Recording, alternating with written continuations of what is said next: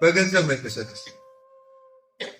ጥሩ ነው አይደለም? በእውነት ማለት ስለ ገንዘብ ራሱ ምልከታችሁ ይስተካከል ወንድሞችና እህቶች። ገንዘብ ክፉ ነው አላሉ። ገንዘብ ሰዎችን በሁለት መንገድ ባሪያ ያደርጋቸዋል። ታውቃላችሁ አይደል? ጌታ ለገንዘብና ለእግዚአብሔር እኩል መገዛት አይችልም። አንደኛ አግኝተውት መጠቀም ለማይችሉ ሰዎች ባሪያ ያደርጋቸው። ሁሉን ነገር በገንዘብ ማድረግ የሚችሉ ይመስላቸዋል። እውነት ለመናገር ማለት ነው። አሁን ሀብት ያላቸው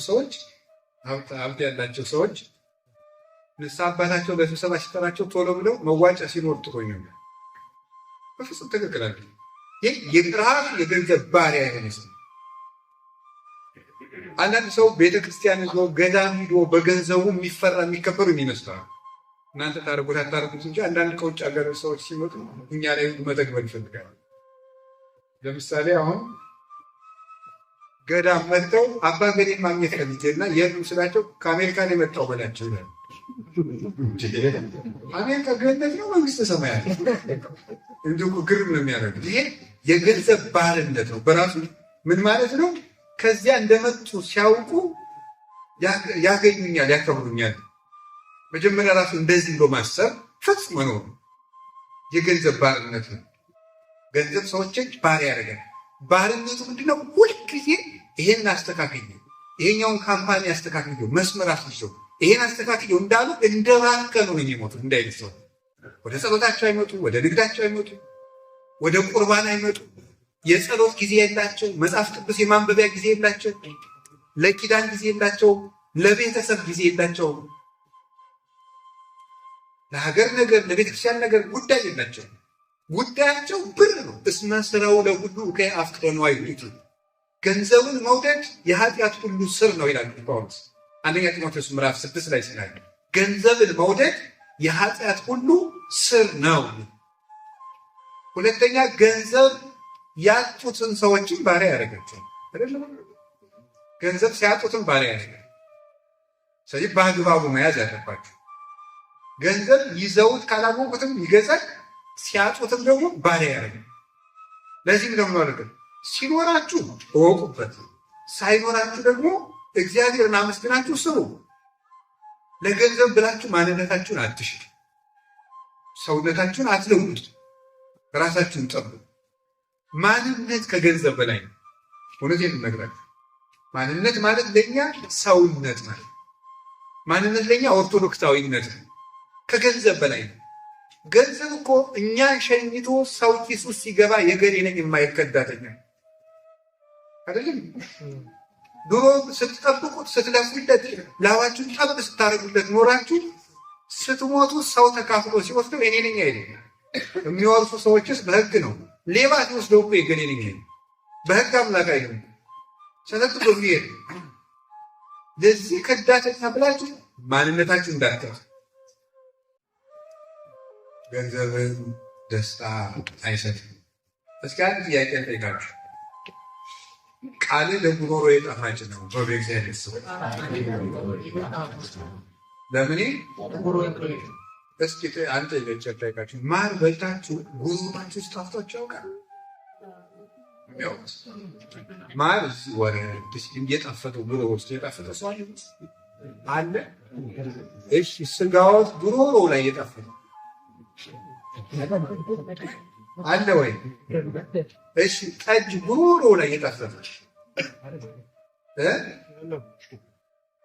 ምግብ ጥሩ ሌላ ነገር የሚጣፍጥ ኬክ የሚባል አለ። እሱ ጉሮሮቹ ላይ ጣፍጧችሁ ያውቃል? እሺ ጨጓራችሁ ላይ ይጣፍጣል?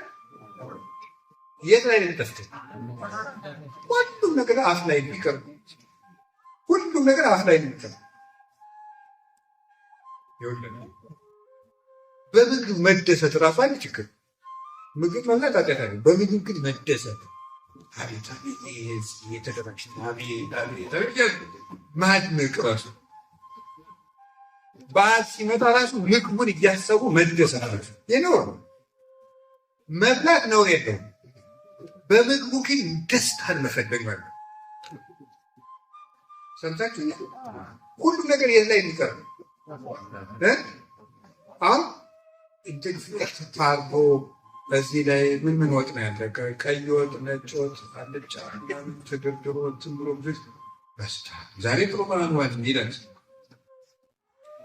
በሽሮ ወጥ ግግጥም አድርጎ በልቶ ጥሩ ባል አልዋል። ለምን ያበላችሁ? ሁሉም ቢሆን ለአፍ ነው። ግጥም አድርገህ ከበላህ ጥሩ ባሉላት በቃ። ጉዳዩ ግን ከመብገር አለ ያገናኛል። የመንፈሳዊ ደስታ ነው ባል። ግን ቁም ነገሩ ሆዳችሁ ከሞላ ሽሮ ስበልታችሁ ለምን ጥሩ ባል ነው አትል። ሰው የዓይን አምሮትና የአፍ አምሮት፣ የጆሮ አምሮት፣ የአፍንጫ አምሮት ሊገድለው ነው። በጆሮ ዘፈን፣ በአፍንጫ ሽቱ፣ የአፍ ጣዕም መቅመስ፣ የዓይን የሚብለጨለጭ ነገር የእግዚአብሔር ቤተሰቦች ይህ ሁሉ ደስታ አለ። ከቃሉ ጋር ናችሁ? ከቃሉ ጋር ናችሁ? እግዚአብሔር ከሁላችን ጋር ነው። ሌላው ቀርቶ በሚስትም በልጅም እኮ መደሰት አይገባም። መደሰት በማን ነው? እግዚአብሔር መፈልጋል። ልጆች ደስታ ናቸው፣ እግዚአብሔር ጸጋ ናቸው። በእግዚአብሔር ጸጋነታቸው መደሰት ትክክል ነው። ሚስት የእግዚአብሔር ስጦታ ነው። በዚያ ስጦታነቷ መደሰት መልካም ነው። ባል ከእግዚአብሔር በዚያ ስጦታነት መደሰት መልካም ነው። ግን አንድ ሰው ፈጽሞ ከጉዳዩ ጋር ቅዱስ ጎርጎርዮስ ዘኑሲስ እንደተናገረ የሚስቲቱ መልኳ፣ የሚስቲቱ አይኗ፣ የሚስቲቱ ጸጉሯ፣ የሚስቲቱ ስትራመድ እያለ የሚደሰት ከሆነ ጥላው በሞት የሄደች ቀን ቤቱ ጨለማ ይወርሳል።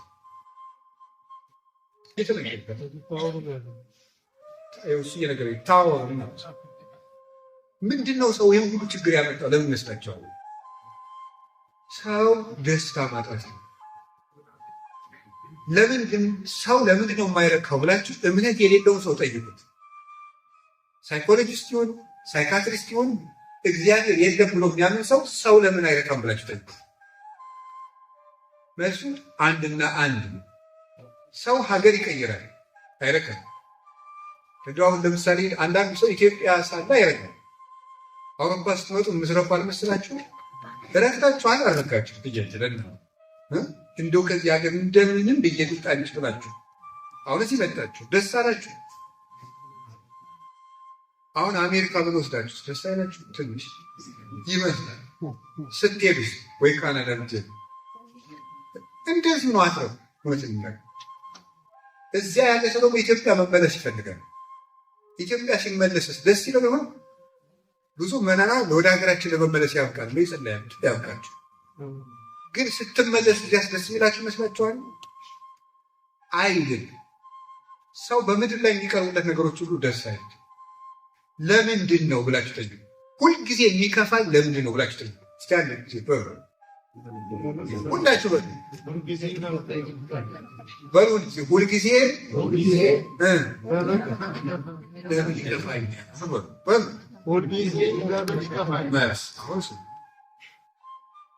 ሁልጊዜ የተሳሳተ ቦታ ደስታን ስለምንፈልግ መልሱ። ሁልጊዜ የተሳሳተ ቦታ ደስታን እንፈልጋለን። ሰማችሁኝ?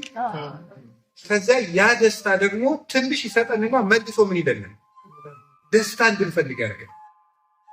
ደስታን እንድንፈልግ ያደርገን። ሁለት ታሪኮችን ብቻ እዚህ ጋር እንገራቸው። እንግዲህ ለምንድን ነው ስትሉኝ፣ የሰው ልጅ የማይረካበት ዋናው ምክንያት የሰው ልጅ ደስታው እግዚአብሔር ስለሆነ። የሰው ልጅ ደስታው እግዚአብሔር ስለሆነ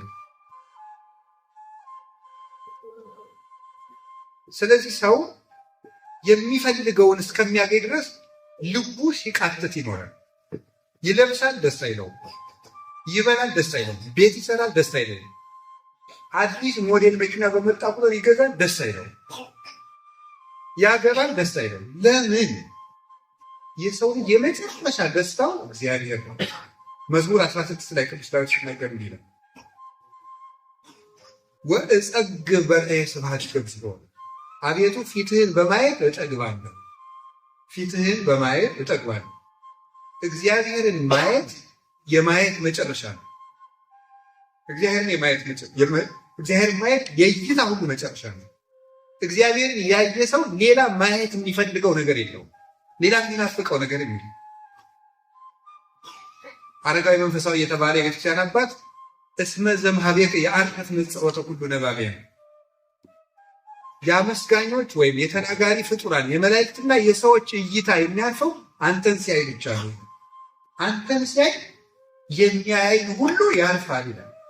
የዓይኖች ሁሉ ማረፊያ የመጨረሻው እግዚአብሔር እናይ እግዚአብሔር ሰው የመስማት መጨረሻው እግዚአብሔርን መስማት። እግዚአብሔርን የሰማ ሰው ሌላ የሚሰማው የሚፈልገው ነገር የለም። እንግዲህ የሚሰሙ ድምፆች ሁሉ አይረብሹትም። እግዚአብሔርን የሚሰማ ሰው ቅዱስ ዳዊት እንዲህ ይላል፣ አጸምዕ ዘይነብበኒ እግዚአብሔር አምላኬ እስመ ውእቱ ይነብብ ሰላመ ለሕዝቡ። ፈጣሪ እግዚአብሔር የሚለኝን እሰማለሁ፣ እሱ ለወገኖቹ ሰላምን ይናገራልና ይላል። ማን ነው እሱ? እግዚአብሔር። አንድ አባት በረሃ ውስጥ ሲኖር መላእክትን ለማየት ደረጃ ደርሶ ነበር እና የገበያው ግርግር ራሱ ቅርጫት ሰርቶ ሊሸጥ፣ እንግዲህ መነኮሳት እየሰሩ ነው የሚተዳደሩ። እጅ ስራውን ሊሸጥ ገበያ ሄዶ ያ ሁሉ ገበያተኛ እየተራወሱ፣ እሱ ግን የሚያይ ማን ነው? ሚካኤልና ገብርኤል ነው። ሚካኤል ነው ወይስ ገብርኤል ነው የሚበልጥ እያለ ያደንቃል። ባለ ቅርጫት ስንት ነው አለ። መልሱ ምንድን ነው? ሚካኤል ይበልጥ ወይስ ገብርኤል? በመልስ ሞኝ ነህ እንዴ? እኔ ቅርጫት ነው የጠየቅኩህ ብሎ ጥሎት። ሁለተኛ ባለ ቅርጫት ስንት ነው ቅርጫት? ሚካኤል ይበልጣል ወይስ ገብርኤል? መልሱ ነው። ሶስተኛ ባለ ቅርጫት ስንት ነው ቅርጫት?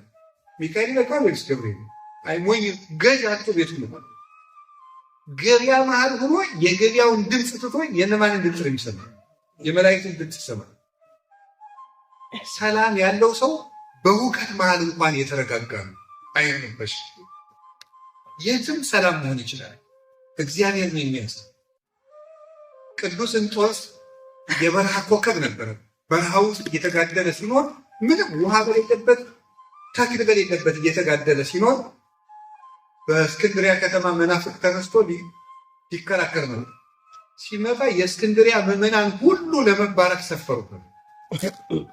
አስተባባሪ ምዕመናን ኧረ ባይታዊ ነው አትንጫጩበት አለ። እሱ ግን እንዳልሰጣቸው ተው እንጂ ይህ እኮ የክርስቶስ በጎች ድምፅ ነው፣ አይረብሽም። ይህ የማን ድምፅ ነው? ያለ የክርስቶስ በጎች ድምፅ ነው ነበር ያለ። አይረብሸውም። በቀላል ቅዱስ ዮሐንስ አፈወርቅ ያለው ነገር ነው። ወደ ትልቅ ውቅያኖስና ወደ ጥልቅ ውቅያኖስ ችቦ እያሰራችሁ ይሸዱና ወሩሩበት። ውቅያኖሱን ልታነዱት ትችላላችሁ? ይላል። አታነዱትም። እግዚአብሔር ወዳለው ሰው ትዕግስተኛ ሰው ሂዱና የፈለጋችሁን ተናገሩ። ልቡን ልታቆስሉት አትችሉ፣ ልታስቀይሙት አትችሉ። ለምን? ውቅያኖስ ነው እሱ። ወደ ውቅያኖስ ችቦ የፈለገ በዓለም ላይ ያለው ሕዝብ በሙሉ እያነደደ ወደ ውቅያኖስ እሳት ቢወረውር ውቅያኖስን ማንደድ አይቻልም። እግዚአብሔር ያለውን ሰው ማናደድ ራሱ አይቻልም። ማስቀየም፣ ማስኮረፍ እኮ ራሱ አይቻልም። አሁን እኛን ለማናደድ ግን ከባድ ነገር ይጠይቃል። አሁን እናንተ እኔ እንዲያውም በሁለት ደቂቃ ላስቀይማችሁ ይህ አንድ ደቂቃ አሁን ሁሉም ሰው እዚህ አዳራሽ እንዲወጣ ማድረግ አልችልም። ክፉ ነገር ትናገር ይችላል። በጣም ገለባ ሆነናል። እውነት ነው። ቀላል ነገር ነው የሚያስከፋል። በቃ ሆድ ብሶናል መሰል። እንኳንስ ባወቅነው ነገር በገመትነው ነገር እየከፋን ተቸግረን፣ በመሰለን ነገር እንኳን ይከፋል። ለምን? በጣም ግልብ ሆነናል። እውነት ነው። የእግዚአብሔር ሰዎች ደስታችንን እግዚአብሔር ወደ ማለት ምን ማለት እንደሆነ እሱ ታውቃለች። እግዚአብሔር ሲሆን ሁሉ ነገር ስናጣው፣ እግዚአብሔር ግን ምን አይታጣም።